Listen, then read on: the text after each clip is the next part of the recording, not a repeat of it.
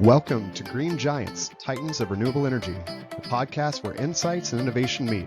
Every episode, we dive into conversations with industry leaders, experts, and change makers, bringing you the stories and ideas in the renewable energy sector that shape our world. And now, let's jump into today's episode with your host, Wes Ashworth. Welcome back to Green Giants, Titans of Renewable Energy. Today's guest is Daniel Mello Guimaraes, an impact-driven leader whose journey spans from high-stakes finance in London to solar entrepreneurship in Massachusetts, and now to reshaping solar asset intelligence as the SVP of North America at Above. Above is a company at the forefront of solar asset management technology, using drone inspections, digital twins, and deep analytics to help solar owners not just build plants, but optimize and sustain them. In this conversation, we explore Daniel's evolution from banker to builder, the biggest blind spots in solar today, why the industry is drowning in data but starving for insights, and his bold vision for the next decade of solar. Whether you're a developer, operator, or just solar curious, this episode is packed with clarity, challenge, and inspiration. And with that, Daniel, welcome to the show. Thank you, Wes. It's a pleasure to be here. I'm excited about it. Yeah, likewise. Excited to jump in, and we'll start always at the beginning. So you've had a fascinating career arc, as I said, from banking in London to running a solar company in Massachusetts, now leading Above's expansion in North America. But what sparked that initial pivot for you? Yeah, it's a great question. So I was working hard in London, basically top of my career, moving money around, and I didn't feel fulfilled. Honestly, I was like, I'm missing something. Yeah. I was doing well, but I wasn't learning anymore either. So that was part of the challenge. I was doing a lot of soul searching, reading lots and lots of books. And at one point I read a book called Hot, Flat, and Crowded, and that just sparked it for me. Yeah. Tell me a little bit about that book for those that may be unfamiliar. Kind of take us back to that moment, explain Sure. what resonated with you so deeply. Sure. So ironically, that book actually came out a week before Lehman Brothers went down in September 2008. Yeah. I didn't read the book until a couple of years later, but that book essentially was all about three megatrends. One of them is the world is getting hotter, so that's about climate change. The world is getting flatter, which is about globalization and everything moving faster. And then the third part is that the world is just getting crowded, which is population growth. And one of the things that it just highlighted for me was that there are many, many problems out there, and that we could solve those problems through sustainable business solutions. And that's what made it exciting for me. Yeah. So tell me about that first entry into, solar and kind of greater renewable energy industry. How did you first get started? Was it like a connection or referral or how that all come to be? No, that was actually a college best friend of mine. Okay, So my cool. college best friend was living in Massachusetts at the time, and he'd been wanting to do something with me, and I wanted to do something with him. And after I read that book and I started telling him about some of my ideas, he said, you know what? Why don't you move over here, and why don't we start a solar company in Massachusetts?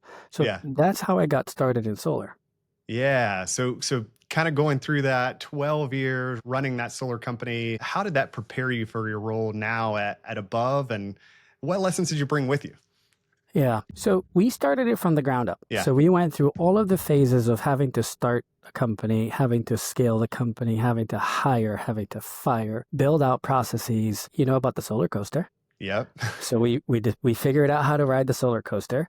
We went through expansion. We went through retraction. So we Yeah. went through a lot of different things. And where Above is right now, it's essentially, I call it a startup without a startup. Uh-huh. And so I think I can take a lot of the lessons I've learned from my previous experience and help Above expand in North America. Yeah, a couple questions to follow that up. One, tell me those early days, because we have a lot of startups in the space, a lot of early stage companies, a lot of companies that maybe haven't gone through as much of that solar coaster yet and haven't learned how to ride the solar coaster, as you said. Tell me about those first few years, just what it was like, what you went through, what was the journey like? So I'll tell you, I'll go back to the very beginning. In Yeah. the very beginning, we were on the roof. I was Okay. actually installing. I Yeah. had a special ringer on my phone. I was expecting my first child, and I Oh, was wow. literally on the roof. And my wife said, okay, but I need you to be able to respond. So the first few years was very hands-on. Like I said, we were installing. I remember I had never done a site audit in my life. And all of a sudden, I'm on a very high-pitched roof, and we took 7 hours. I'm not proud to say this, but we took 7 hours to do it and figure it out. The point there is that we actually rolled up our sleeves and we were doing everything ourselves.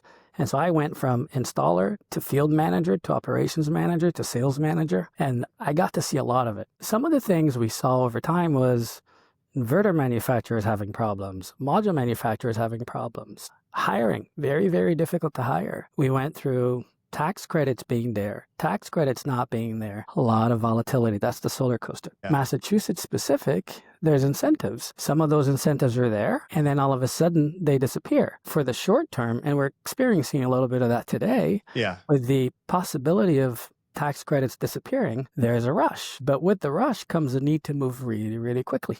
And then it's not stable. It's very hard to build an optimal business when you have that kind of volatility.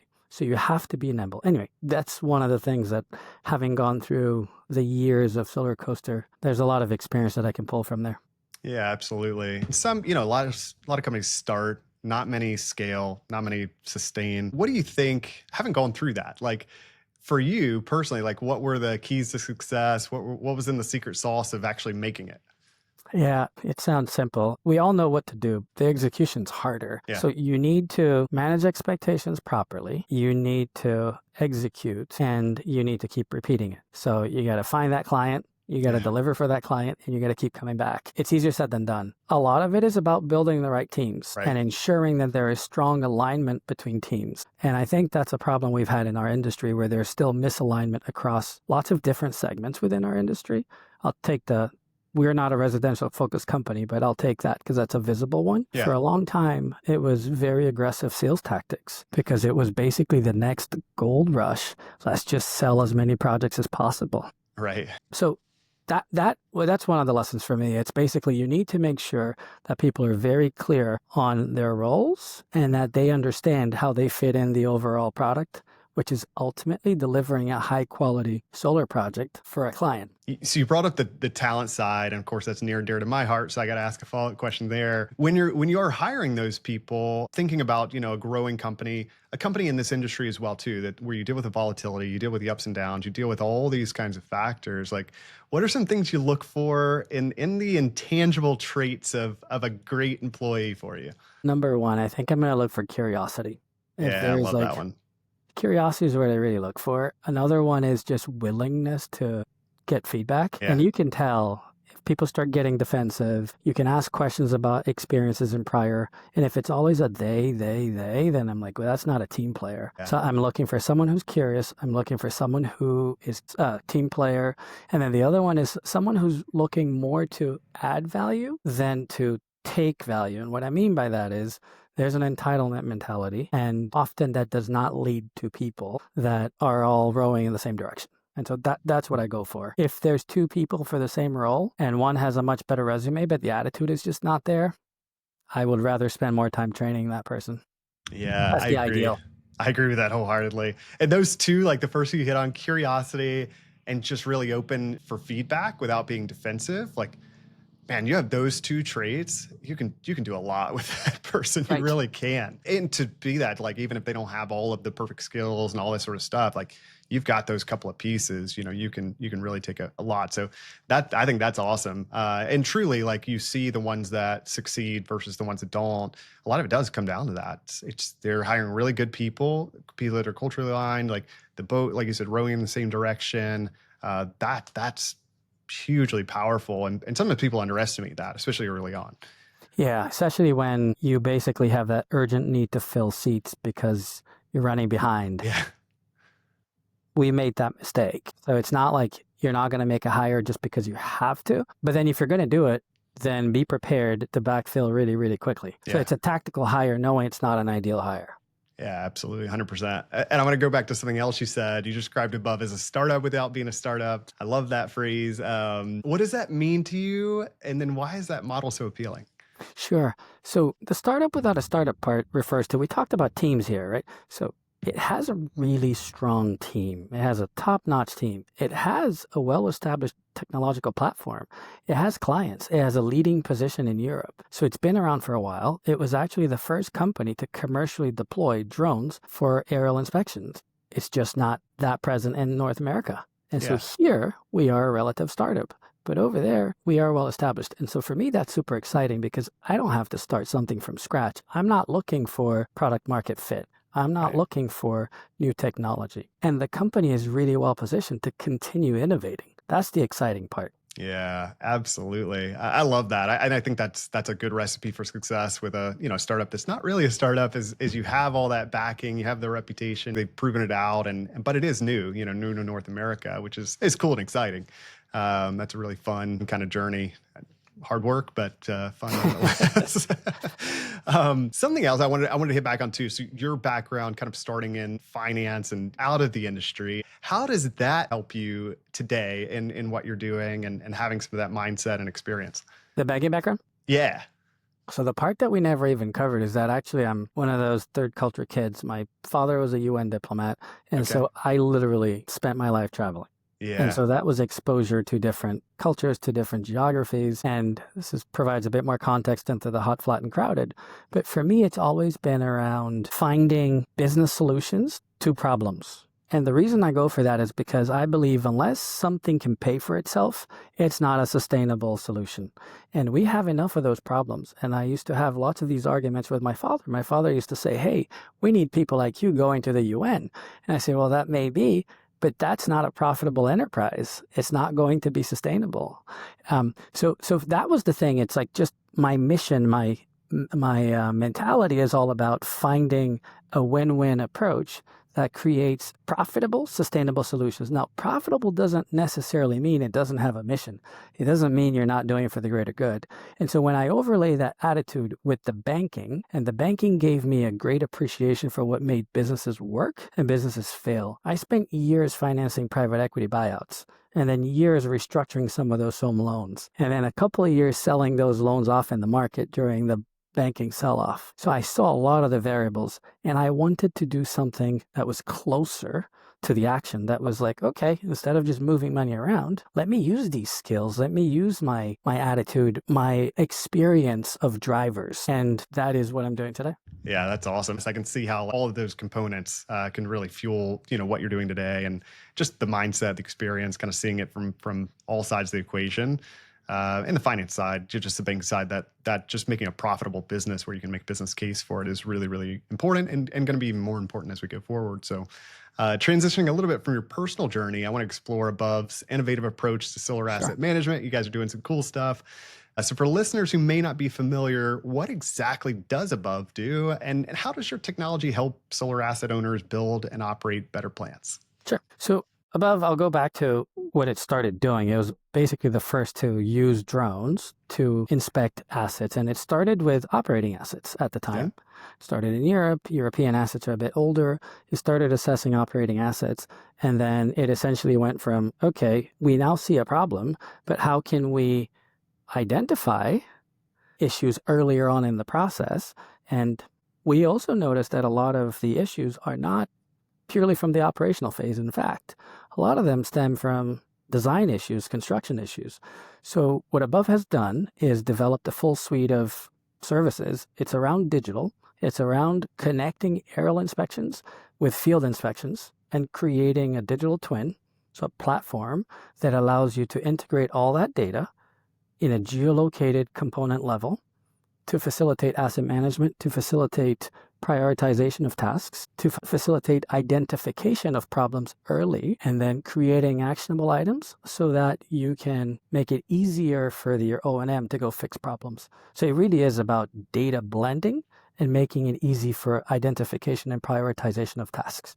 Yeah, that's a great overview. And we'll dig a little bit more into it. So you've emphasized the need for that long-term condition monitoring in solar. Why is that so critical right now? And how does Above enable it? Sure.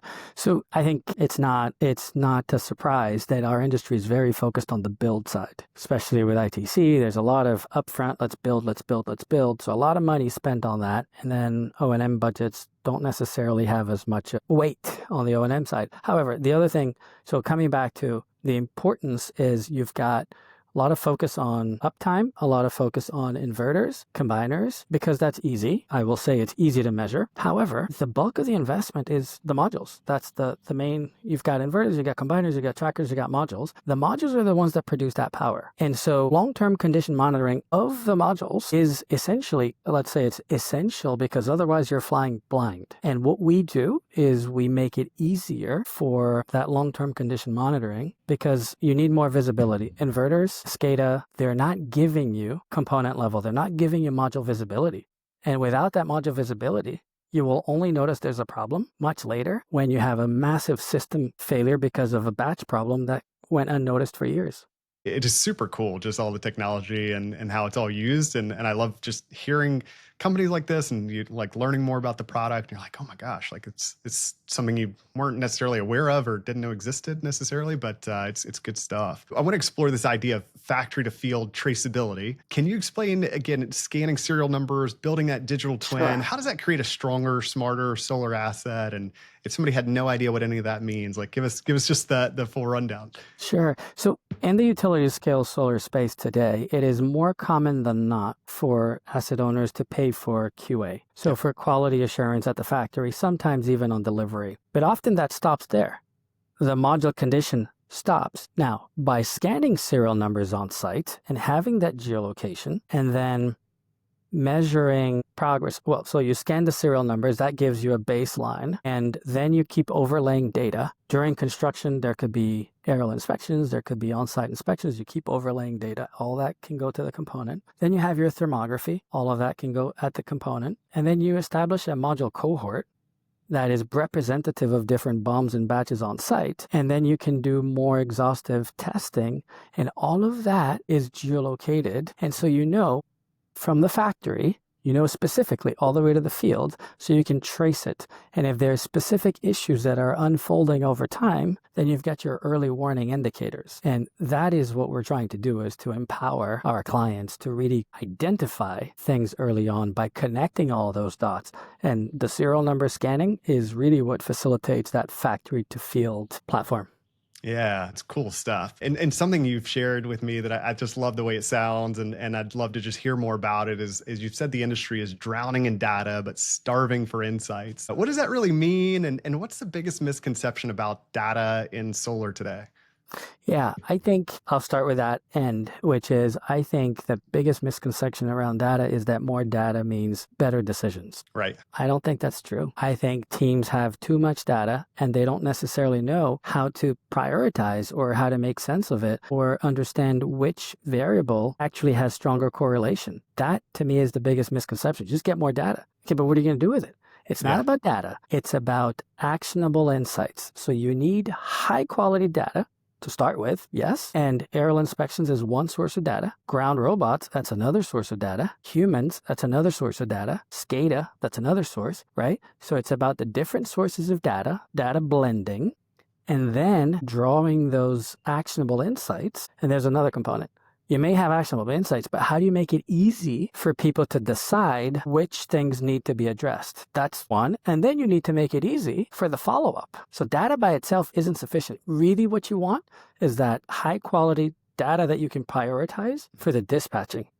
Yeah, no question. And I would say that's a problem right now, like across every industry there is, right? Like everybody's got all this data and you're like, well, what do you do with it? What does it mean? You know, and what can I draw from that? And what is the real insight? And then what's the actionable item that you kind of take away and work from it?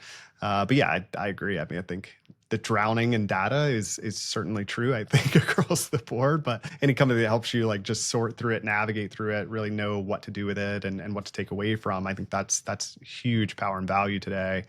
Another thing you mentioned earlier was Above was the first to use drones for commercial thermographic inspections in solar. Tell us, I guess, first, like what it is, how it works, and then how's that innovation evolved, and maybe what's the next iteration? Like, where's that headed in the future? Yeah, sure. So essentially we're doing an aerial inspection. So we're flying drones and there are different levels of thermography. There's an IEC level, which is higher resolution that allows you to identify less visible anomalies. So if you're going for warranty claims, generally that's a good idea. And then you have an intermediary one that still gives you module level anomalies. And then this is all about analyzing heat signatures. Aerial thermography is looking for variances in heat signatures. So it's looking for unusual patterns, and it can be caused by cracks, and it can be caused by soiling or just by module defects. They can be caused by trackers being misaligned. caused by strings being offlined. So there's different levels of thermography inspections and different use cases. So we started by purely looking at thermography because there were issues on the back end in Europe. And then we've evolved so that we're not just doing thermography. We're doing topographical surveys. We're doing damage assessment. Nowadays, we're talking about hail. We're talking about tornadoes, flooding. We're doing erosion assessments. We're doing sinking table assessments. So there's a number of things that we can do with that. As far as innovation, we've innovated on the inspection side. We've also innovated on the software side. And the creation of a really powerful digital twin combining all of those different data points in and of itself is innovative. The next layer is that integration with different equipment. For example, we're talking about robots and SCADA and then creating automation. So I think that's the next layer of innovation. Yeah, it's one thing I love about the industry. It's highly innovative and moving really, really quickly. Some industries, and maybe it's just because it's, newer in the grand scheme of industries out there, right? They're much, much older industries. They tend to sometimes be a little stuck in their ways, resistant to innovation change, but this industry is like full on it, trying to innovate, trying to push ahead, trying to see what's next. And it's exciting. It's exciting for anybody to be a part of. So I appreciate you getting more into that. Transition a little bit to talking about misaligned incentives. So you've highlighted the gap between asset owners and O&M providers. How does Above's data help bridge that divide? Sure. So we create transparency, visibility, and we make it easier to measure performance. Asset owners generally care about long-term performance. Yeah. O&M providers are generally dealing with tight budgets, and they don't necessarily get measured, and they don't get compensated for performance improvements. They are really measured by uptime availability, generally speaking, right? And so what we do is we make it easier to bridge that divide by making it easier to measure performance, which is hard generally, and by forcing that transparency and visibility. That by itself is not enough. We actually need to better align long-term incentives between asset owners and O&M providers, but we do facilitate through the provision of information to help with that. And you touch on this a bit just there and then a little bit earlier, but the industry is a bit slow to adopt a performance-based mindset instead of just focusing on uptime. I guess, why do you think that is? And maybe what's changing now? Yeah.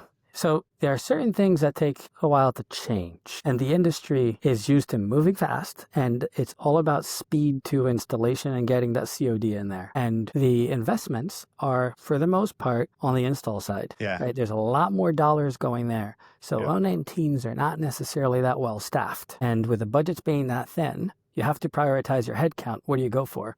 Also short-term versus long-term. If you've got an inverter out, that's a much bigger impact than having some modules that are underperforming. I think those are some of the causes, and it's just taking a little while. But as portfolios get bigger, as institutional investors are more exposed to the asset class, and we're looking at longer-term PPAs, and it's all about that yield. And if tax credits, I'm not saying they should, but if incentives do go away, then performance is going to become a much greater focus. It's already starting to get there. Yeah, I was kind of hoping, I've seen that trend as well. I was kind of hoping you've mentioned that as well too, and just seeing that just becomes more and more important and will be as we go.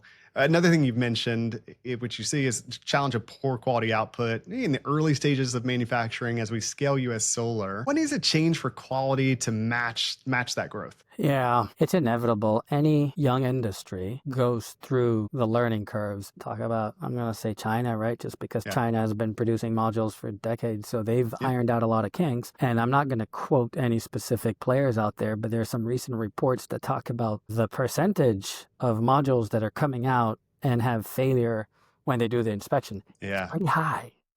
Very high. It's north of 50%. And we're talking players that have been around for a while that have been producing volumes and volumes and volumes of modules. So to expect that we here in the US will be able to produce modules with flawless quality right away, it's not happening. So we should do everything we can to catch quality issues prior to installation. So that's one. And then we should be monitoring the quality of those modules more closely and establish a program that keeps a close eye on the development of those modules to see how they actually perform in the field. Mm-hmm. Absolutely. And hopefully that does happen, right? I mean, I think it will. Obviously, it's a natural evolution of things, and you see this industries come along. It's nice when we learn from the mistakes of our past or the mistakes of others as well too, and what went well, what didn't, and you can kind of be a little step ahead. But we'll see. But thinking about innovations, we touched on that a minute ago. How do you see, just when you think about autonomous drones and robotics and AI, like there's so much technology innovation happening. How do you see that shaping the future of solar asset management? Like if you fast forward down the road, what does it look like? Yeah, I think I'd like to see fully autonomous sites. I think you could have that. We already have the technology, by the way. I didn't mention autonomous drones earlier, Yeah. but drone in a box, autonomous drones, that's already there. The way I see it, it all is predicated on having a really robust digital twin with Yeah. all of that geolocated component level data so that you could have the following. You could have SCADA triggers an alarm, and then you can have a drone, depending on the nature of the alarm. The drone flies, it does a little mission, it then assesses and it sends a task to someone all autonomously, all Yeah. automatically without waiting for a human being to review. That's where we're going. We're close. The technology is already there. You got to iron out some kinks. But that's where I see that it's really about blending technologies. Ground robots have a place, autonomous drones have a place, humans have a place. Yeah. But instead of being the humans in the middle, it's more the humans thinking bigger picture and really using their brains for more advanced analytics even. Just Right. reviewing the data, right? Because we Yeah. all That's think, that's it. oh yeah, AI and automation is fantastic. But no, it's great, but you still need people reviewing it to make sure, to calibrate it. Yeah, you still need the pilot.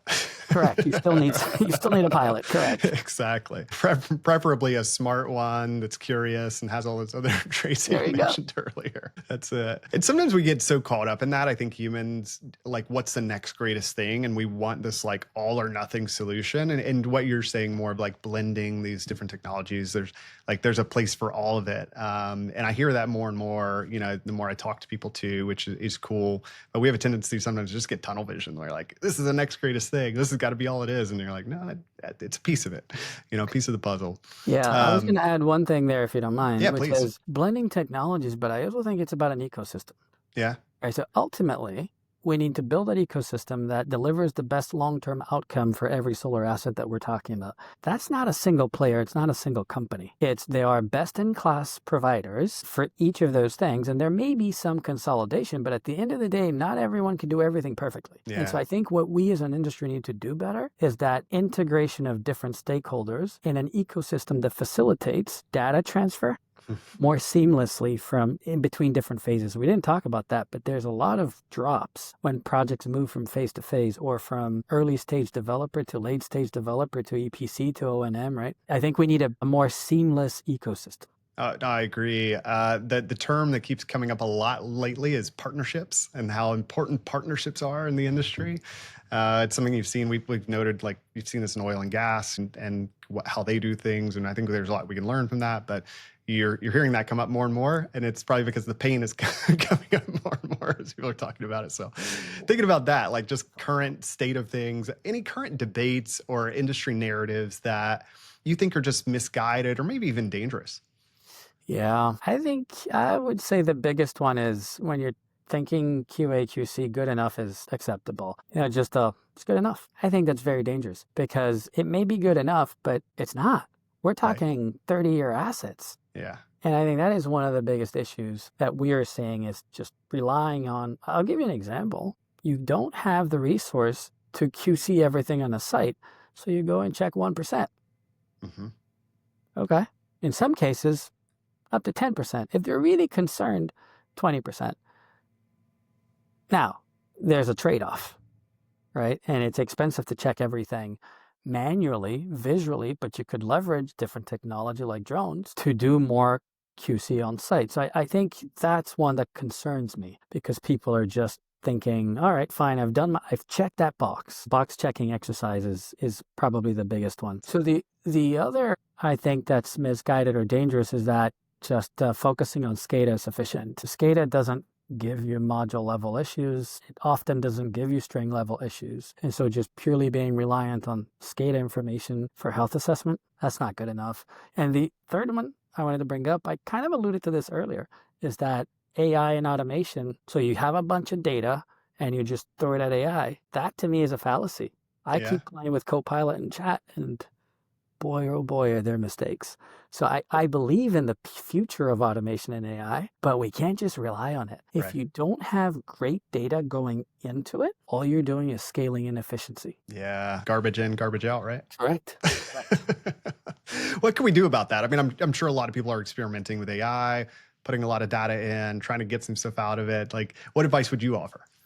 I would offer the advice that we actually follow ourselves as an Yeah. organization. So we leverage automation. We're big on automation. We believe that we have to leverage technology. Start with, you need good data. So start with good data, capture good data. That means not just the detail on the data, but the breadth of the data. That's why we're talking about data blending.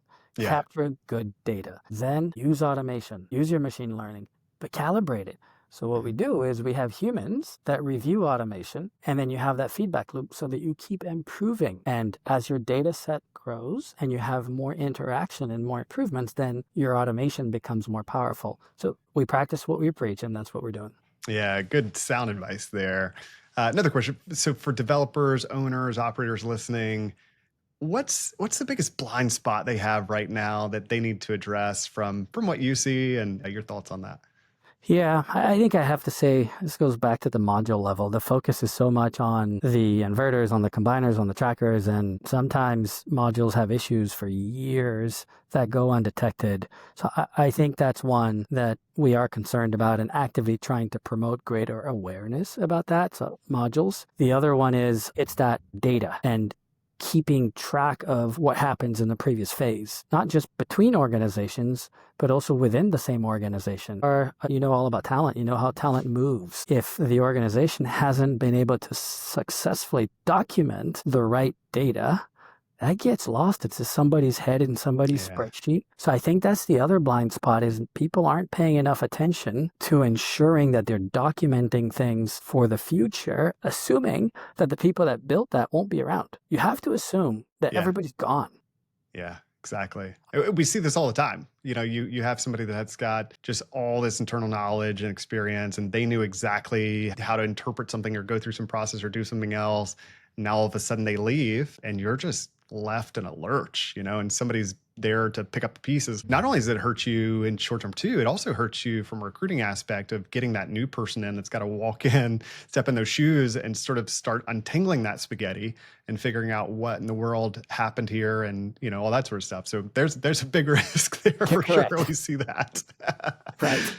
So yeah, not to keep you up at night thinking about that, but no, I haven't talked about the technological landscape, the industry as a whole, those sort of things. I want to shift to your personal leadership philosophy and vision for the future, which I think is always great to capture and very important. And we can learn a lot from. So you've spoken about focusing on fewer priorities and doing them well. And this feels so critical and important in today's world, where it's like everything is important, everything is thrown at you. Just even in every industry, it's like everybody comes with a million ideas, right? And you should be doing all of this. And it's tough to sort of prioritize and focus that down. So thinking about that, you've done a good job at focusing on fewer priorities, doing them well. How has that philosophy shaped your leadership at Above? Yeah, it really is the foundation of how I lead. I lead by example. I ask my teammates, I ask my organization, I have an opinion, but I don't just say this is what we're doing. I have learned through years of knocking my head against a wall that I may be right and my idea may be right, but if I don't get buy-in from the team that needs to execute, it ain't happening. I've also learned that at times I'm going to be better at executing that task than somebody else. But if I'm doing it, they're not learning. And if I'm doing it, I'm not doing something else that only I could do. So those are just some of the things. I practice what I preach. I'm also a challenger. I challenger in the sense of I challenge myself to get out of my comfort zone, and I challenge everybody that I operate with to get out of their comfort zone. But the balance is not to push too far, but to make it a little bit just enough. The other thing I think is you need to give people permission to push back. Mm-hmm. I'm a passionate individual. When I talk, I have action, I have energy, and I bring that to everything I do, and I move fast. So I always tell people, if I'm moving too fast, please slow me down. If you think I'm talking out of, tell me, right? Because I want you to slow down so that you understand Yeah. what we're really trying to get at. And there's many ways of accomplishing the same task. That takes another one. I try to prescribe less how to do it and more what the outcomes are that I want to see, and then give people agency in how to accomplish that. Hmm. That's a leadership masterclass right there. It's funny as you're going through those things, I'm like, man, I'm working on the same things. That's exactly like right out of my life. And it's not easy. It's easy to say, it's easy to hear. It's definitely harder to really practice it and live it. But it's cool once you start doing it. There is a little bit of pain in the beginning, but then you're like blown away sometimes. Like I've had people on my team where I'm like, oh my God, like thank God I gave them that liberty, the room to fail. Of course, the guidance is there, the support is there, but they did that better than I would have, or they had some idea and they thought about that a different way that I would have never seen. You do see some short-term pain, right? The mistakes happen, or there are things where, yeah, they don't maybe do it as well as you the first time. Right. Eventually, they may surpass you. Those are tried and true, just cool things. And I'm glad to hear that come out too, because those are also a lot of the traits when you hear companies growing, scaling, making it, doing great things. A lot of those key traits are there. Sometimes that's what's missed, They're like, great product or service, everything should have worked. You're like, business case, why didn't this business make it? Like they should have made it. And sometimes it comes down to that owner operator or that visionary, what have you, not getting to the point of what you just mentioned. So yeah, that's awesome. Really, really powerful Let me stuff. add one thing as you were summarizing. There's another aspect of it is the time to solution, right? Time to execution. It's the more the people that are going to execute or closer to the action understand, the more they can pivot. And the more of an issue comes up. So the nightmare that's everybody's nightmare is that client has a problem and then comes to talk to someone, and then that someone goes to someone else and then goes to someone else, and 2 weeks later you still haven't resolved it. Yeah. We need to empower, we need to make it clear what their sandbox is and give them the room to go for it. And we need to make it comfortable for them to fail, as long as it's not a critical failure. If this is mission critical, you can't fail here, but most things are not. And you just need to give them permission to fail, but to take action. Otherwise, people are just pushing one envelope to the next. Yeah, that's good stuff. I love all of that. Getting a little practical for somebody entering the solar industry today, and that's another thing I'm passionate about. I want to get more people in the industry as much as we can. We need all these bright minds from all other industries. So, what's the best advice for building a career that has both impact and staying power? And we mentioned the solar coaster earlier, but how does somebody get in this and stay in it long term? Yeah. So one advice I wouldn't make is to have your entire career mapped out. I don't think that's necessary. I think it's important that you have your filters and you know how to make your decisions, what's important for you. So that's important, so that you know when there's a pivotal moment and you're going to have to make a decision, then you have your filter. So that I think is, and if you have it all mapped out, that's okay. But you also shouldn't feel the pressure to do it. I go back to that curiosity. You have got to scratch that itch and go for something that you're curious about, because when you've got two people side by side and one is curious about a particular thing and the other one is not, it shows not just in the level of energy but in the output. It's not always the case, right? I'm generalizing. It's not always the case, but that's true. So I think it's bring that curiosity. Another one is look at, if you have things that you know you enjoy, do a little bit of thinking about what are the types of activities. There's a lot of different roles in solar, a lot. What are the types of activities that you want to explore? You don't have to commit to a 10-year career doing something. Right. I think you should do at least a year. Otherwise, it takes a year to learn. It takes another year to start getting, and then 3 years you're swinging, right? So less than 3 years in each role, I kind of red flag for me. But look at something that you want to actually do. Yeah. The other advice is don't go in expecting the world. I've seen this, and it is a bit generational. There is some people want to demonstrate, want to add value, want to perform and let the work speak for themselves. And others just want to have everything ahead. It's that entitlement mentality of, I showed up for work. Right. I deserve a promotion. No. Yeah. Yeah. I think you just need to be willing to learn, to put in your time. I'm not full old school here, but I believe that you need to give the goods before you start asking for promotions. The other one is you really need to know that in most cases it's about teamwork. Very few areas in the solar industry is it about an individual contributing and having a final output. Very few areas. It is about a team output. And so the A players, they're all in it for themselves. I would be cautious with that kind of attitude. So I would promote people to think about, how can I add the most value to the team? Yes, you need to focus on your priorities personally because you need to deliver. Yeah. But then who else can I help? Yep. No, that's good stuff. I love all of that. Yeah. One thing I explain sometimes to people is like you visualize these quadrants, right? And each square has a different description, but the top square is things you really are good at, naturally kind of good at, and things you enjoy doing. And if your job probably is not going to be 100% of that, but if you have a job where a lot of it is in that box, you're going to be really happy and fulfilled.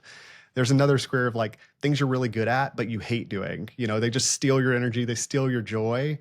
Your job probably is going to have some of those things, but if you have it where 50%, 75% of your job is that, then you're not going to be really happy. And then you get into like things you're not good at, but things you really love and enjoy doing. Those are great learning opportunities, maybe something to explore educationally or training. And then the things you stay away from, things you're really bad at, and you also don't enjoy doing. That's just, career doom if you're there all the time. It's an interesting, I don't do the quadrant exercise. I do a Venn diagram. Yeah. Where you have 3 little circles. Yeah. One of them is passion. What do you really love? Another one is competence. What are you really good at? And the third one is impact. Like you're delivering value. And I'm at a different stage in my career, but I try to spend more of my time in that middle. And I think if you're too far off, if you're not in the middle, you still need to be within 2 of them, to your point. Otherwise, it's just not sustainable. Yeah. But there is value in doing what you hate. There just is value. If anything, it gives you a full appreciation for what you don't want to ever do again, or for what somebody else has to deal with. So you put yourself in their shoes. So there is value in doing things that you're not good at. Yeah, no, agreed. I have something on my desk that says embrace the suck. Sometimes you got to embrace the suck.